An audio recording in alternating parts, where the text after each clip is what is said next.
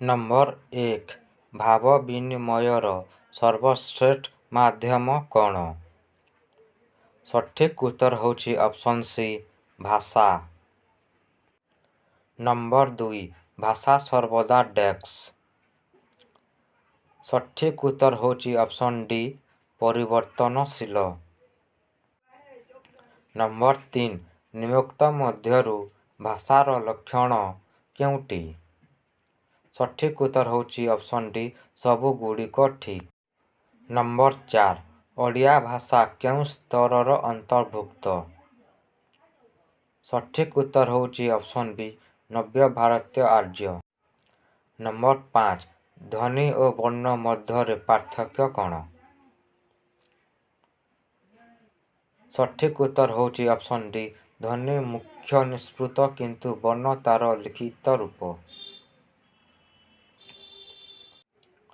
Number 6 ଭାଷାରେ ବ୍ୟାକରଣର ପ୍ରୟୋଗ କେଉଁ କ୍ଷେତ୍ରରେ ହୋଇଥାଏ? ସଠିକ୍ ଉତ୍ତର ହେଉଛି ଅପସନ୍ ଡି ସବୁଗୁଡ଼ିକ ଠିକ୍। ନମ୍ବର 7 ମଧ୍ୟ ଭାରତୀୟ ଆର୍ଯ୍ୟ ଭାଷା ଅନ୍ତର୍ଭୁକ୍ତ ଗୋଟିଏ ଭାଷାର ନାମ ଲେଖ। ସଠିକ୍ ଉତ୍ତର ହେଉଛି ଅପସନ୍ ସି ପାଲି।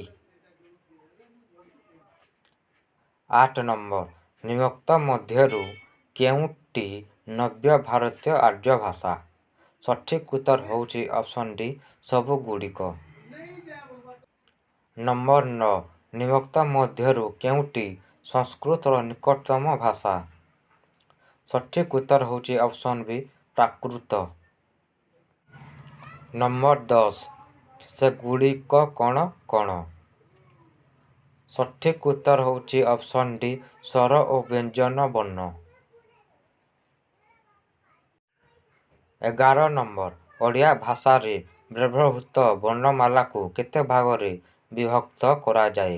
ସଠିକ୍ ଉତ୍ତର ହେଉଛି ଅପସନ୍ ସି 2 ଭାଗ। 12 ନମ୍ବର ସହଜଯାନ ଶାଖାର ଆର୍ଯ୍ୟମାନେ କଥିତ ଭାଷାରେ କ'ଣ ଲେଖିଥିଲେ? ସଠିକ୍ ଉତ୍ତର ହେଉଛି ଅପସନ୍ ଡି ଦୋହା। 13 ନମ୍ବର ଇଂରାଜୀ ଭାଷାର ଲିପିର ନାମ କ'ଣ?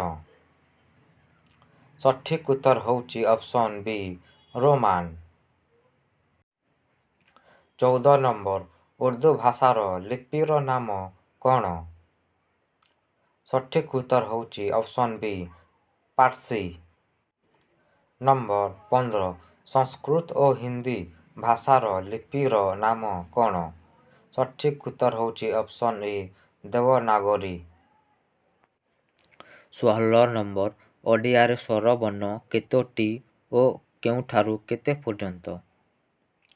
ସଠିକ୍ ଉତ୍ତର ହେଉଛି ଅପସନ୍ ସି 11ଟି ଅ ଠାରୁ ଔ ପର୍ଯ୍ୟନ୍ତ।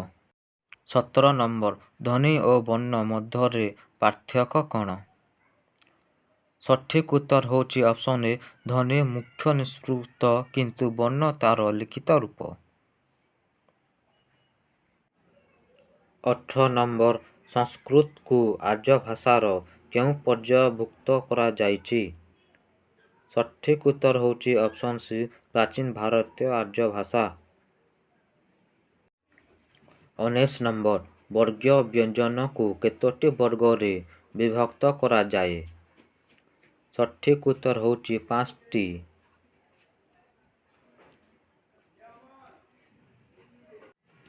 20 ନମ୍ବର ବ୍ୟଞ୍ଜନ ବର୍ଣ୍ଣ ଦୁଇ ଭାଗରେ ବିଭକ୍ତ ସେଗୁଡ଼ିକ କ'ଣ?